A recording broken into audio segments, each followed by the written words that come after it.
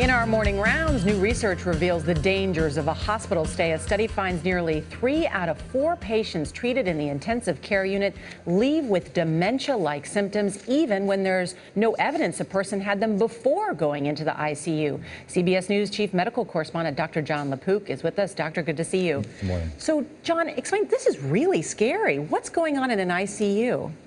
Well, what's even more scary is that at 3 months, about a third of these patients have changes that look like Alzheimer's or traumatic brain injury, and about a year, it persists. Maybe it's a little bit better.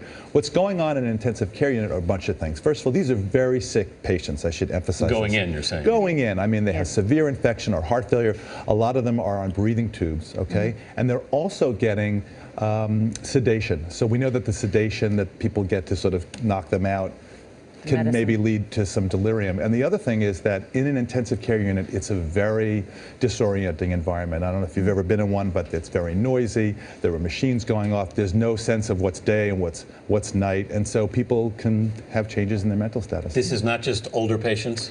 It's not just older patients. It's younger patients too, which is so interesting. And we think part of what's going on is that the underlying illness, for example, can cause some brain damage.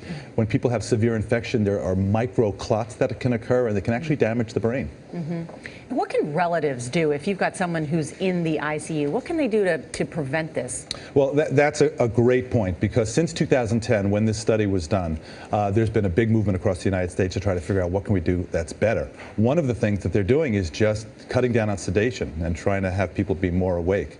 They're also getting them up and around. So there was a great study that showed that you can cut delirium in half just by, even though the person's on a ventilator, getting them up with physical therapists, and they're dragging the ventilator behind them. And then in terms of the relatives should come in and give them a sense of more of a normal environment. So bring their glasses, bring their hearing aids, tell them what time of day it is, what's going on in the real world. All right, Dr. Jon LaPook, by the way, congratulations on the Emmy. And I should also say congratulations to you on the Emmy. 2 big Emmy winners. Congratulations to you guys and others at CBS News who won. Thank you.